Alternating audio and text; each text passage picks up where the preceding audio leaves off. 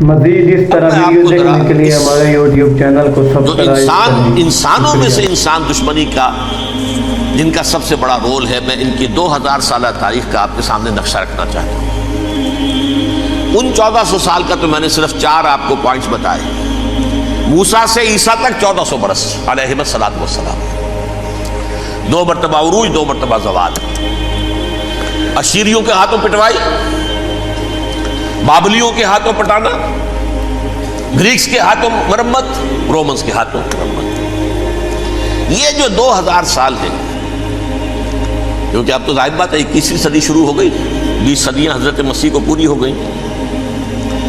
پہلی بات نوٹ کیجئے، حضرت مسیح کی پیدائش ہے سن 1 قبل مسیح۔ یہ نقطہ آپ نے کبھی سنا ہے یا نہیں؟ جب ملینیم کا سلسلہ شروع ہوا تھا پچھلے سال، تو میں نے بیان کر دیا تھا کہ ایک عجیب حساب کے اندر انہوں نے غلطی کی ہوئی ہے۔ حضرت مسیح کی پیدائش ہوئی 25 دسمبر کو، سن انہوں نے شروع کر دیا، جو اس کے بعد جنوری آئی تو پہلا سال شروع ہو گیا۔ اگر جنوری سے پہلا سال شروع ہوا تو یہ 6 دن جو ہے تو اس کے پچھلے سال میں تھے، لہذا کہا جائے گا کہ Jesus Christ was born 1 year before Christ,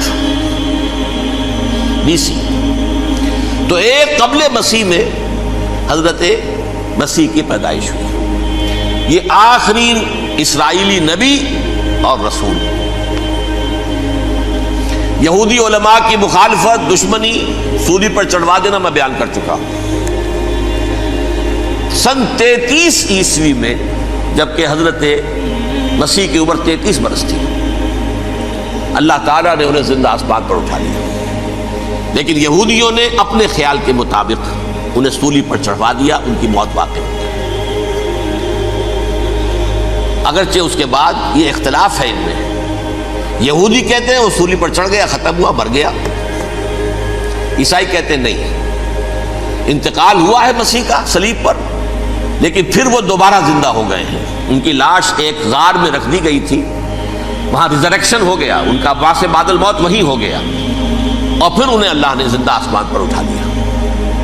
تو ہمارے اور عیسائیوں کے درمیان نوٹ کر لیجئے، یہ چیز مشترک ہے کہ حضرت مسیح آسمان پر زندہ اٹھائے گئے۔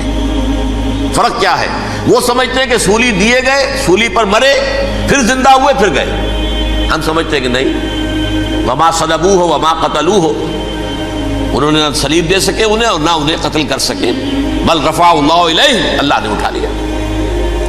پھر ہمارا اور یہ اس کا عیسائیوں کا ایک اور اتفاق ہے، سیکنڈ کمنگ آف جیسس، حضرت مسیح دوبارہ آئیں گے۔ یہ عیسائیوں کا بھی عقیدہ ہے اور ہمارا بھی۔ بہرحال تو جیسا کہ میں نے عرض کیا کہ اس وقت یہ عذاب استیصال، عذاب اکبر کے مستحق ہو چکے تھے، لیکن اللہ نے ان کی مدت دراز کی ہے، لیکن ان پر دنیاوی عذاب کا ایک کوڑا جو ہے اللہ تعالیٰ کی طرف سے اسی وقت برسا۔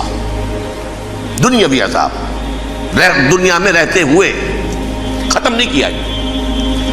37 برس بعد، حضرت مسیح کے رفع سماوی کے 37 برس بعد، سن 70 میں یہودیوں نے بغاوت کی رومیوں کے خلاف۔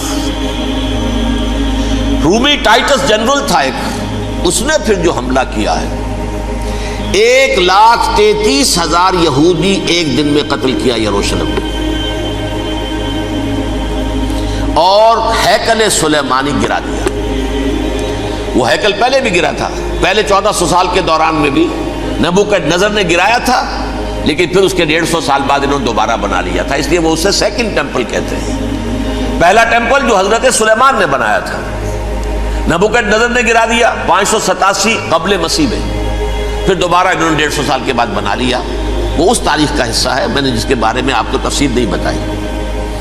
اس میں یہ ہوا سن 70 میں وہ گرا دیا گیا، وہ آج تک گرا پڑا ہوا ہے۔ نمبر 2، یہ کہہ دیا گیا کہ یہودیوں اس ارض فلسطین سے نکل جاؤ، تم یہاں نہیں رہ سکتے اب۔ لہذا جس کا جہاں سینگ سمایا چلا گیا، یورپ میں چلے گئے، ایشیا میں آ گئے، عرب میں آ گئے، یہ 3 قبیلے جو رات بھی میں نے عرض کیا تھا، بنو قینقاع، بنو نذیر اور بنو قریظہ، یہ وہاں سے آ کے مدینے میں آباد ہو گئے، جس کا جہاں سینگ سمایا۔ افریقہ میں، ہندوستان میں، جہاں چلے گئے، ڈایاسپورا اسے کہتے ہیں، وہ آپ نوٹ کر لیجیے اس لفظ کو، ڈایاسپورا، ہمارا دور انتشار، جبکہ ہمیں ہماری اصل سرزمین تو فلسطین ہے، حضرت ابراہیم کا مسکن، حضرت اسحاق حضرت یعقوب کا مسکن فلسطین، یہ ہے ہماری اصل جاگیر، یہ تو ہماری جدی پشتی جاگیر ہے، لیکن یہاں سے نکال دیے گئے سن 70 عیسوی میں، اور وہاں سے لے کے 1917 تک ان کا ڈایاسپورا جاری رہا۔ یہ دور انتشار ہے۔ اس دور انتشار کے اب چند حصے ہیں جس کو میں چاہتا ہوں کہ آپ علیحدہ علیحدہ سمجھ لیں۔ دور انتشار کا جو پہلا جو ہے تقریباً 300 برس، رومی حکمران تھے، وہ یہودیوں کے بھی دشمن تھے اور عیسائیوں کے بھی دشمن تھے، عیسائی اور یہودی ایک دوسرے کے بھی دشمن تھے، لیکن رومی سمجھتے تھے کہ یہ ایک ہی تھیلی کے چٹے بٹے ہیں۔ رومیوں کے نزدیک عیسائی بھی یہودیوں ہی کا ایک فرقہ تھے، کوئی علیحدہ مذہب تو تھا ہی نہیں، لہذا رومی جو ہیں رومنز وہ ان دونوں کو ستاتے تھے، مارتے تھے، اور یہ آپس میں لڑتے تھے، یہودی عیسائیوں کو مارتے تھے، عیسائی یہودیوں کو مارتے تھے۔ یہ ہے 300 برس تک کی تاریخ۔ سن 300 عیسوی میں کیا ہوا؟ ایک معجزہ ہو گیا۔ بہت عظیم ایمپرر کانسٹینٹائن، قسطنطین اعظم، رومن ایمپررز میں سے بہت بڑا ایمپرر، وہ عیسائی ہو گئے۔ اب تو معاملہ بالکل تلپٹ ہو گیا، پوری سلطنت عیسائی ہو گئی۔ اب عیسائیوں کے عیش ہو گئے اور یہودیوں پہ مار پڑنی شروع ہوئی۔ اب عیسائیوں کا آپ خود سوچئے کہ جنہیں وہ خدا بنا بیٹھے ہیں، خدا کا بیٹا قرار دے رہے ہیں، ان کے قاتل کون؟ یہودی بدماش۔ لہذا ان کی وہ پٹائی شروع ہوئی ہے یورپ میں، پوری رومن امپائر میں انہیں ذلیل کیا گیا، شہروں میں آمد بند، علیحدہ رہو، گھیٹوز کے اندر رہو۔ یہودی کا نام جو ہے وہ گالی بن گیا، جیسے آج بھی یہودی گالی کہتے ہیں، جیسے خنزیر کا لفظ، آخر وہ بھی اللہ کی مخلوق ہے، لیکن آپ کو معلوم ہے کوئی شخص زبان پر نام نہیں لانا چاہتا خنزیر کا، سور کا، ہے تو مخلوق، وہ بھی ایک حیوان ہے۔ ایسے ہی یہ ہے یہودی، یہودی گالی، جیوٹ گالی۔ لہذا ایک طرف تو ان دونوں کے درمیان دشمنی، جس کو قرآن کہتا ہے وَأَغْرَيْنَا بَيْنَهُمُ الْعَدَاوَةَ وَالْبَغْضَاءَ، ہم نے ان کے مابین دشمنی جو ہے پیدا کر دی ہے۔ اور جب یہ پوری سلطنت عیسائی ہو گئی تو قافیہ تنگ ہو گیا یہودیوں کا۔ اب آئیے 571 عیسوی، یعنی جب کہ ڈایاسپورا کو کتنا عرصہ ہو چکا تھا؟ 500 برس۔ سن 70 سے شروع ہوا ڈایاسپورا، جب ٹائٹس نے گرایا ہے ہیکل کو اور نکال باہر کیا انہیں فلسطین سے، بھاگ جاؤ، یہاں ایک یہودی بھی نہیں رہے گا، فلسطین سے نکال دیے گئے۔ اس کے پورے 500 برس بعد سن 571 عیسوی میں حضور کی پیدائش ہوئی، ولادت باسعادت محمد الرسول اللہ صلی اللہ علیہ وسلم۔ 610 میں آپ پر وحی کا آغاز ہوا، لیکن حضور کے ساتھ ان کا معاملہ کیا رہا؟ اول تو جبکہ حضور ابھی مکے ہی میں تھے، یہودیوں نے ریشہ دوانیاں شروع کر دی حضور کے خلاف۔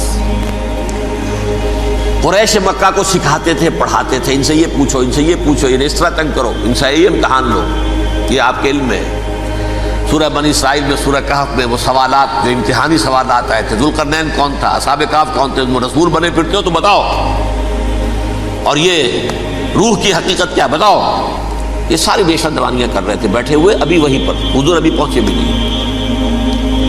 ہجرت فرما کر حضور تشریف لے آئے تو حضور نے، جسے ماسٹر سٹروک کہا جائے گا، یعنی اسٹیٹس مین شپ کا ماسٹر سٹروک، آپ نے مدینے میں آتے یہودیوں کے ساتھ پیکٹ کر دیا، جوائنٹ ڈیفنس پیکٹ آف مدینہ، کہ اگر مکے والے ہم پر حملہ کریں گے تو ہم مل جل کر ایک قوم کی حیثیت سے مقابلہ کریں گے۔ یہ میثاق مدینہ کہلاتا ہے، جس کے بہت غلط معنی پہنائے جا رہے ہیں آج کل۔ بہرحال میں موضوع میرا چونکہ یہ نہیں، میں ادھر نہیں جاؤں گا، لیکن ہوا کیا؟ ہر مرتبہ یہ خیانت کے مرتکب ہوئے، ان نے جو عہد کیے تھے ان سے پھرے، اندر ہی اندر سازش، ریشہ دوانی، حضور کی بدترین دشمنی. سورہ نساء کی آیت نمبر 12 میں 14 میں 13 میں فرمایا ہے لا تزال تطلع علی خائنۃ منہم. اے نبی ہمیشہ آپ کے علم میں ان کی طرف سے خیانتیں بدیانتیاں آتی رہیں گی. اور بار بار وہ مسلسل جنگ کی آگ بھڑکاتے تھے. قریش کو دعوت دیتے آؤ آؤ آؤ ہم اندر سے بغاوت کر دیں گے, تم آؤ تو صحیح, ختم کریں محمد کو اور اہل ایمان کو صلی اللہ علیہ وسلم ورضی اللہ تعالی عنہم اجمعین. لیکن پھر جب وہ آتے تھے تو یہ دبک جاتے تھے, ان میں ہمت نہیں تھی, میدان کے مرد نہیں رہے تھے. یہ سورہ حشر میں ان کا نقشہ کھینچا گیا ہے. کھلے میدان میں مقابلے کی اس کے اندر صلاحیت ہی نہیں.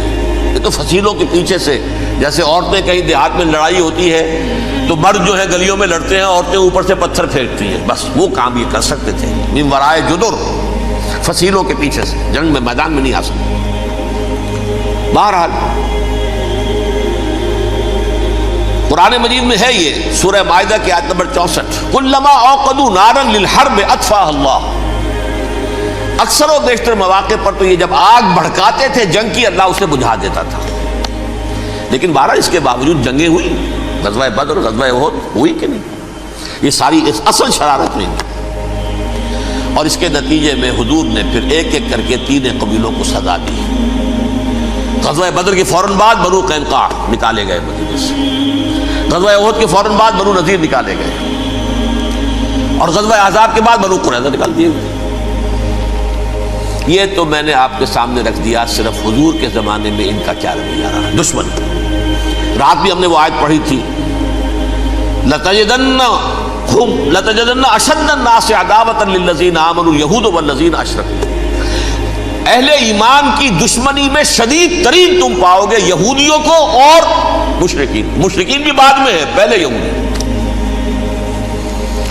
حضور کے بعد کیا ہوا اب یہ نوٹ کیجئے, یہ ان کی تاریخ کا دوسرا دور ہے. حضرت عمر رضی اللہ تعالیٰ عنہ قائد خلافت ہے. بیت المقدس کا محاصرہ کیا گیا, فصیل بڑی اونچی, شہر اندر سے سیلف سفیشنٹ, حملے کا راستہ کوئی نہیں. محاصرہ طول کھینچ رہا ہے لیکن ان کے پاس رسد بھی موجود ہے, پانی بھی موجود ہے, وہ دروازے بند کر کے بیٹھے ہوئے. بالآخر اللہ تعالیٰ کی مشیت کا ظہور کیسے ہوا, ان کے کچھ علماء آئے فصیل پر, کہا دیکھو مسلمانوں تم قیامت تک بھی یہاں پڑے رہو گے محاصرہ کر کے, ہمارا یہ شہر فتح نہیں ہوگا. ہاں ایک درویش بادشاہ کے ہاتھوں یہ شہر فتح ہونا ہے, لیکن تمہارے اندر ہمیں وہ نظر نہیں آ رہا. ابو عبیدہ بن الجراح رضی اللہ تعالی عنہ امین هذه الامہ, ان کا فوراً ذہن گیا وہ درویش بادشاہ مدینے میں بیٹھا ہوا ہے عمر رضی اللہ تعالی. اب ایک اور عمر بھی ہے جو قندھار میں بیٹھا ہے, نقشہ وہی ہے, سادگی کی حد تک نقشہ وہی ہے, بالکل وہی, اپنی آنکھوں سے دیکھا ہے وہی سادگی. عمر اول عمر ثانی تھے عمر بن عبد العزیز. اب ایک اللہ کے فضل سے اللہ تعالیٰ ایدہ اللہ بنصرتہ, اللہ تعالیٰ ان کی نصرت فرمائے, دشمنوں کو ان کے مقابلے میں نیست و نابود کرے. انہوں نے ریکویسٹ بھیج دی کہ حضور تشریف لائیے, یہ شہر فتح ہو جائے گا. وہ ہے سفر تاریخی, اتنا طویل سفر تقریباً 700 میل, ایک اونٹ, ایک خادم, ایک منزل پہ امیر المومنین اوپر بیٹھے, خادم آگے چل رہا ہے, اگلی منزل پہ خادم اوپر بیٹھا ہے, امیر المومنین آگے جا رہے ہیں. اور جب پہنچے ہیں تو وہ باری تھی خادم کی, انہوں نے ہاتھ جوڑ دیا حضور خدا کے لیے تم کیا کہیں گے لوگ, وہ میرا برا حال کر دیں گے, تمہیں شرم نہیں آئی, امیر المومنین پیدل آگے چل رہے ہیں نکیل پکڑ کر, اور تم بیٹھے ہو اوپر براجمان ہو. حضرت عمر فرمایا الدور دورک, نہیں باری تمہاری ہے, بیٹھ. اس حال میں پہنچے ہیں. اور پھر یہ کہ ابو عبیدہ بن الجراح آئے ہیں, استقبال کیا ہے تو دیکھا ہے اس حال میں چلے آ رہے ہیں. عمر نکیل پکڑے ہوئے چلے آ رہے ہیں, اور کہتے ہیں کہ کہیں کیچڑ ویچڑ تھا, جوتے خراب ہو گئے تھے, وہ بھی اتار کے ہاتھ میں پکڑے ہوئے, کپڑے تو تھے ہی پھٹے ہوئے. انہوں نے کہا کہ حضرت ابو عبیدہ نے, دیکھیے یہ بڑا متمدن ملک ہے, بڑا مہذب علاقہ ہے یہ, آپ ذرا حلیہ اپنا درست فرما دیں تب جا کے پیش ہم آپ کو کریں گے. آپ نے فرمایا نحن قوم اعزنا اللہ بالاسلام، ہم وہ قوم ہیں جنہیں اللہ نے عزت دی ہے اسلام کے ذریعے سے، کپڑوں کے ذریعے سے نہیں، دولت کے ذریعے سے نہیں۔ اسی حال میں گئے ہیں، اوپر سے انہوں نے کھڑے ہو کر نشانیاں دیکھی ہیں، اپنی کتابیں کھولی، ہاں یہ وہی ہے، اچھا لو جی سرنڈر، شہر تمہارے ہاتھ میں۔ خون کا ایک قطرہ نہیں بہا اور بیت المقدس فتح ہو گیا۔ لیکن اس وقت حضرت عمر نے ایک نرمی یہ کی کہ یہودیوں کے لیے بھی اسے اوپن سٹی قرار دے دیا۔ یہ احسان عظیم حضرت عمر کا، اس سے پہلے یہودی آ ہی نہیں سکتا تھا، داخل ہی نہیں ہو سکتا تھا، وہاں وہ آ کر وزٹ نہیں کر سکتا تھا، زیارت نہیں کر سکتا تھا اپنے مقدس مقامات کی۔ حضرت عمر نے یوں سمجھیے کہ تقریباً 550 برس کے بعد ان کے لیے راستہ کھولا ہے کہ ہاں تم آ سکتے ہو، زیارت کر سکتے ہو۔ لیکن یہ عیسائیوں نے لکھوایا معاہدے کے اندر، انہیں یہاں آپ آباد ہونے کی اجازت نہیں دیں گے، لیکن کم وزٹ دی پلیسز، دیکھیں زیارتیں کریں اور جائیں۔ یہ معاہدہ حضرت عمر کا ہے رضی اللہ تعالیٰ، جو پھر خلافت راشدہ کے بعد بنو امیہ نے بھی اس کو آرڈر کیا، بنو عباس نے کیا۔ پھر جو ہمارے یہ ترکوں میں اندر خلافت آئی تو ترک خلفاء نے بھی اس معاہدے کی پوری پابندی کی۔ فلسطین میں آ سکتے ہیں یہودی صرف زائرین کی حیثیت سے، وہاں آباد نہیں ہو سکتے۔ اب آئیے اگلا دور آیا حضرت عثمان کا دور خلافت۔ یہ ہے وہ وقت کہ اب یہود نے امت مسلمہ کی پیٹھ میں چھرا گھونپا۔ وہ کیسے؟ ایک یہودی عبداللہ ابن سبا اسلام کا لبادہ اوڑھ کر آ گیا، معاشرے کا جائزہ لے لیا، ان میں بنو ہاشم اور بنو امیہ میں جو پرانی کشاکش تھی اس کے کچھ نہ کچھ جراثیم باقی ہیں، اگر ان کو ذرا بھڑکا دے تو مسلمانوں میں انتشار پیدا ہو گیا۔ کہا یہ عثمان کون ہے؟ یہ تو بنو امیہ میں سے ہے، یہ حق تو بنو ہاشم کا ہے، خلافت ان کے پاس ہونی چاہیے، محمد کے تو رشتہ دار وہ ہیں صلی اللہ علیہ وسلم۔ عوام الناس کے اندر بات پھیلنی شروع ہوئی۔ پھر ایک بڑی سازش کے انداز میں حضرت عثمان کے خلاف پروپیگنڈا، حضرت عثمان کے جو عاملین تھے، گورنر تھے، ان کے خلاف پروپیگنڈا، اور ایسی ہوشیاری کرتے تھے کہ کوفے میں کوفے کے حاکم کے خلاف کچھ نہیں کہنا، اجی مصر میں یہ ہو رہا ہے، اجی شام میں یہ ہو رہا ہے، اجی یہ جو عثمان ہے وہ یہ کر رہا ہے، یہ ظلم ہو رہا ہے، یہ لوٹ مار ہو رہی ہے، یہ خیانتیں ہو رہی ہیں۔ اب نہ تو اس زمانے میں مینز آف کمیونیکیشن، کیسے تصدیق کریں؟ افواہیں تو آپ آج کراچی کے اندر شروع ہو جائے تو پتہ نہیں چل سکتا کسی کو کہ کیا اس میں صداقت ہے کیا جھوٹ ہے، اور بری بات جو ہے فطرت انسانی کی کمزوری ہے وہ فوراً قبول کرتا ہے، کسی کے بارے میں اچھی بات ماننے کو تیار نہیں ہوتا، لیکن بری بات تو فوراً تیار۔ بہرحال یہ فتنہ انہوں نے اٹھایا، حضرت علی کی الوہیت کا فتنہ اٹھایا، حضرت عثمان کے خلاف الفتنۃ الکبریٰ برپا کیا، حضرت عثمان شہید ہوئے۔ اس کے بعد 5 برس تک مسلمان ایک دوسرے کی گردنیں کاٹتے رہے، باہمی خانہ جنگی ہوئی، امت کو وہ زخم لگایا ہے جو آج تک جس سے خون رس رہا ہے۔ یہ شیعان عثمان اور شیعان علی تھے جو بعد میں پھر سنی اور شیعہ ہو، اور آج تک فتنہ کس نے جگایا؟ ایک عبداللہ ابن سبا یہودی اور اس کے کارندے، شیطان کا ایجنٹ، اور انسانوں میں سے بھی اس کے جو بھی حواریین تھے اور شیطانوں کے اندر سے بھی تھے، انہوں نے بھی اس آگ کو بھڑکایا۔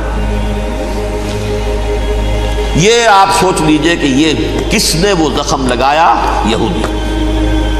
اگلا دور آیا، خلافت راشدہ ختم ہوئی، بنو امیہ کا بھی دور کافی گزر گیا۔ طارق ابن زیاد 712 عیسوی میں حملہ کرتے ہیں اسپین پر۔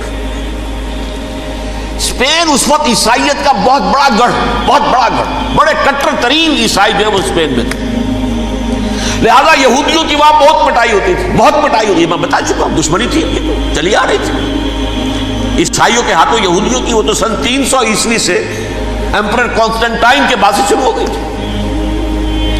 اس حوالے سے یہودیوں نے اس وقت چالاکی یہ برتی، کچھ راستے واسطے بتائے، کچھ مدد کی طارق ابن زیاد کی۔ طارق ابن زیاد نے انہیں اپنا محسن سمجھا، ہسپانیہ فتح ہو گیا تو یہودی چونکہ محسنین کی فہرست میں آ چکے تھے، انہیں بہت اقتدار نصیب۔ بڑی سپورٹ مسلمانوں نے دی. ان کے بڑے بڑے علماء جو ہیں اسی دور کے اندر پیدا ہوئے, بڑے بڑے تھنکرز ان کے اسی دور میں پیدا ہوئے. بن گوریون جو کہ ایک وزیر اعظم تھا اسرائیل کا, اس نے یہ لکھا ہے اپنی کتاب میں, Muslim Spain was the golden era of our diaspora. وہ ڈائسپورا جو 70 عیسوی سے شروع ہوا تھا اور 1917 عیسوی تک جاری رہا ہے, اس میں سے گولڈن ایرا ہمارا جو تھا وہ مسلم اسپین تھا. ہسپانیہ میں بیٹھ کر ہم عیش کیے, لیکن وہاں سے انہوں نے اور جو کچھ کیا, یہ تو داستان کے بہت سے گوشے ہیں, لیکن میں جس اسٹریٹ لائن میں چل رہا ہوں اس کے اعتبار سے ایک بات سمجھ لیجیے. وہاں بیٹھ کر انہوں نے اب عیسائیت کی پیٹھ میں چھرا گھونپا, پروٹیسٹنٹ مذہب پیدا کیا, تقسیم کر دیا. جیسے شیعہ سنی کی تقسیم, عبداللہ ابن سبا, رومن کیتھولک اور پروٹیسٹنٹ کی تقسیم, یہودی علماء. ہوتا کیا تھا, ہسپانیہ کی یونیورسٹیاں ہیں, کارڈووا میں ہے, ٹولیڈو میں ہے, گریناڈا میں ہے, غرناطہ, قرطبہ, تولیتلا, اور وہاں آتے تھے لوگ. فرانس سے چلے آ رہے ہیں نوجوان پڑھنے کے لیے, جرمنی سے چلے آ رہے ہیں, اٹلی سے چلے آ رہے ہیں. 3 ہی ملک قریب ترین پڑھتے ہیں سینٹرل جو یورپ کے ہیں. یہاں پر جو ہے وہ اسلام جو نور پھیلا رہا تھا اس سے بھی مستفیض ہوئے. جہالت کے جو ہے پردے ان کے وہ چھٹے. اس کے ساتھ ہی وہ یہودی وہاں ان کے اندر جو جراثیم داخل کر رہے تھے وہ اس عیسائیت کے خلاف بغاوت تھی جو اس وقت دنیا میں عیسائیت اس وقت تھی. پوپ کا راج تھا دنیا میں اس وقت. یورپ میں جو عیسائیت تھی اس میں ایک طرف بادشاہ تھے, لیکن بادشاہوں کی حیثیت وہاں پر یوں سمجھ لیجئے کٹ پتلیوں کی تھی, اصل قوت پوپ کے ہاتھ میں تھی. اور پوپ کو انہوں نے جیسے قرآن نے کہا اتخذوا احبارهم ورهبانهم اربابا من دون اللہ, کیونکہ سینٹ پال نے شریعت موسوی ساقط کر دی تھی تو اب شریعت تھی ہی نہیں. پوپ کو اختیار تھا جس چیز کو چاہے حلال قرار دے دے, جس چیز کو چاہے حرام قرار دے دے. اتخذوا احبارهم ورهبانهم اربابا من دون اللہ. انہوں نے کہا صاحب یہ پوپ کس بلا کا نام ہے, یہ بھی انسان ہے. بات تو ٹھیک تھی نا, اصل حیثیت تو کتاب کی ہونی چاہیے, ڈیوائن بک, دی ریویلڈ اسکرپچر. لہذا اور یہ کتاب ہر شخص پڑھ سکتا ہے. کوئی پوپ کے باپ کو جو ہے کوئی اس کے لیے پروپرائٹری رائٹس تو نہیں ہے کہ صرف پوپ پڑھ سکتا ہے یا پادری پڑھ سکتے ہیں. ہم بھی پڑھ سکتے ہیں, ہم بھی سمجھ سکتے ہیں. یہ باتیں تھی کہ جن کو بڑھا چڑھا کر بیان کر کے اور پوپ کا اقتدار ختم کرا دیا اور توجہ مرکوز کر دی بائبل کی طرف. اب بائبل میں بڑا حصہ تو اولڈ ٹیسٹامنٹ کا ہے. نتیجہ کیا ہوا, یہود کی عظمت پروٹیسٹنٹس کے نزدیک مسلم ہو گئی. اصل قوم تو یہ ہے, وہ دشمنی بدلی کہ نہیں بدلی. موسیٰ کے امتی یہ ہے, تورات موسیٰ کو دی گئی, ابراہیم کی نسل یہ ہے. لہذا وہ جو دشمنی تھی, جو عداوت تھی کہ ہمارے خدا کو سوری چڑھانے والے ہیں یہ بدماش, اس کا ازالہ ہوا اس پروٹیسٹنٹ مذہب کے نتیجے میں. یہ میں اب آپ کو بتاتا ہوں کہ ایک نتیجہ وہ نکلا ہے جسے برٹرنڈ رسل نے بیان کیا ہے. اس کی کتاب ہے ان پریز آف آئیڈلنس, صفحہ 108. وہ لکھتا ہے the Christians retaining the Judaic belief in special revelation added to it the Roman desire for worldwide domination and the Greek taste for metaphysical subtleties. The combination produced the most fiercely persecuting religion that the world has yet known. یہ 3 چیزیں آ کر عیسائیت میں مل گئی. ایک تو جب یہ اولڈ ٹیسٹامنٹ جو ہے وہ ان کے ہاتھ میں آ گئی, اور اس کے میں کچھ آپ کو بتا دیتا ہوں کہ اولڈ ٹیسٹامنٹ کی تعلیمات, کیونکہ یہ اولڈ ٹیسٹامنٹ جو ہے یہ محرف تھی. اصل تورات تو گم ہو گئی تھی 587 قبل مسیح میں, جب پہلی مرتبہ ہیکل جو ہے تباہ ہوا ہے, اس وقت ختم ہو گئی تھی. اس کے کوئی 150 سال کے بعد انہوں نے یادداشتوں سے مرتب کر کے لکھی ہے. اب اس میں ان کے اپنے خیالات, اپنے امانی, اپنی توجیحات وہ شامل ہو گئی.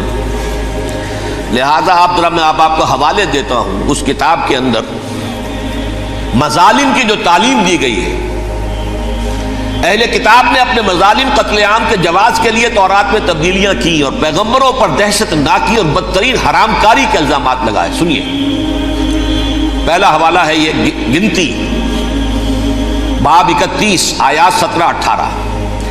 اس لیے ان بچوں میں جتنے لڑکے ہیں سب کو مار ڈالو، اور جتنی عورتیں مرد کا منہ دیکھ چکی ہیں ان کو بھی قتل کر ڈالو، لیکن ان لڑکیوں کو جو مرد سے واقف نہیں اور اچھوتی ہیں اپنے لیے زندہ رکھو۔ یہ کسی اللہ کی کتاب کا یہ جملہ ہو سکتا ہے؟ کسی ریویل بک کا؟ اور سنیے، یہ ہے استثناء ڈیٹرانومی باب 20 آیت 16-18۔ پر ان قوموں کے شہروں میں جن کو خداوند تیرا خدا میراث کے طور پر تجھ کو دیتا ہے، کسی ذی نفس کو جیتا نہ بچا رکھنا، جیسا خداوند تیرے خدا نے تجھ کو حکم دیا بالکل نیست کر دینا۔ مرد، عورتیں، بچے، بوڑھے سب ختم۔ یہ کتاب مقدس ہے۔ اور سنیے، سموئیل باب 27 آیت نمبر 9۔ اور داؤد نے اس سرزمین کو تباہ کر ڈالا اور عورت مرد کسی کو جیتا نہ چھوڑا۔ نمبر 4، ان سب آباد شہروں کو ماں، عورتوں اور بچوں کے بالکل نابود کر ڈالا۔ کتاب استثناء باب 3 آیت 6۔ یہ ہے جو کہہ رہا ہے برٹرنڈ رسل، کرسچینٹی میں آ کر بھی یہ تین چیزیں شامل ہو گئی۔ ایک تو یہ باربیرین، یہ تعلیم جو ہے، اور یہ مذہب کے نام پہ تعلیم، یہ کتاب مقدس کی تعلیم۔ نمبر 2، رومنز کے اندر جو ایک تمنا تھی ورلڈ ڈومینیشن کی، وہ عیسائیت کے اندر آ گئی، اس لیے کہ پوری رومن امپائر جو ہے عیسائی ہو گئی، تو اسے وراثت کے اندر ورلڈ ڈومینیشن کی جو ایک تمنا تھی وہ مل گئی۔ اور پھر یہ کہ انہوں نے جو توہمات تھے یونانیوں کے، ان کو بھی اپنے ہاں مختلف شکلوں کے اندر جمع کر لیا۔ ان تین چیزوں کا the combination produced the most fiercely persecuting religion that the world has yet known. اس کے نتیجے میں دنیا میں تاریخ انسانیت کے اندر جو بدترین خوخار ترین مذہب ہو سکتا ہے وہ شکل عیسائیت نے اختیار کی۔ اور اس کا مظہر عتم کیا تھا؟ نوٹ کیجیے، صلیبی جنگیں۔ ایک بات ٹائم ٹیبل کے اعتبار سے نوٹ کر لیجئے گا، فرسٹ ملینیم ختم ہوا، سیکنڈ شروع ہوا۔ ان کے 1000 سال ختم ہوئے تو 11ویں صدی میں سیکنڈ ملینیم شروع ہوا، تو پہلی صلیبی جنگیں ہوئی، لاکھوں مسلمان قتل کیے۔ صرف یروشلم کے اندر اتنا خون بہایا، اتنا خون بہایا ہے کہ خود ان کے ہسٹورینز لکھتے ہیں کہ جب ان صلیبیوں نے جب گھوڑوں کے ساتھ وہ چل رہے تھے گلیوں میں، تو ان کے گھوڑوں کے گھٹنوں تک خون کی ندی بہ رہی تھی۔ جہاں سے گزرے ختم کرتے چلے گئے، آبادیاں کی آبادیاں ختم کر دی۔ اگرچہ اس کروسیڈ میں گیہوں کے ساتھ گھن بھی پیسا، یہودی بھی بہت مارے گئے۔ یہ فرانس سے، جرمنی سے جب یہ کروسیڈرز آ رہے تھے، 3000 میل کا سفر طے کر کے آئے تھے۔ سوچئے تو صحیح، اربن ثانی پوپ جو تھا، آگ لگا دی تھی اس نے پورے یورپ کے اندر، شرم سے ڈوب مرو، تمہارے مقدس علاقے مسلمانوں کے ہاتھ میں، انفیڈلز، یہ کافر، یہ مرتد، یہ ملحد۔ مسیح جہاں پیدا ہوا، مسیح کو جہاں سولی دی گئی، وہ کہاں ہے؟ ان کے ہاتھ میں۔ وہ آگ لگائی ہے، 3000 میل کا فاصلہ طے کر کے یہ قومیں آئی ہیں، اور جو تباہی مچائی ہے تاریخ انسانی میں، ایسی بربریت کی کوئی مثال۔ اور یہ ان کے اپنے ہسٹورینز لکھتے ہیں، شرم کے مارے ایسے محسوس ہوتا ہے جیسے ان کی گردنیں جھکی جا رہی ہیں۔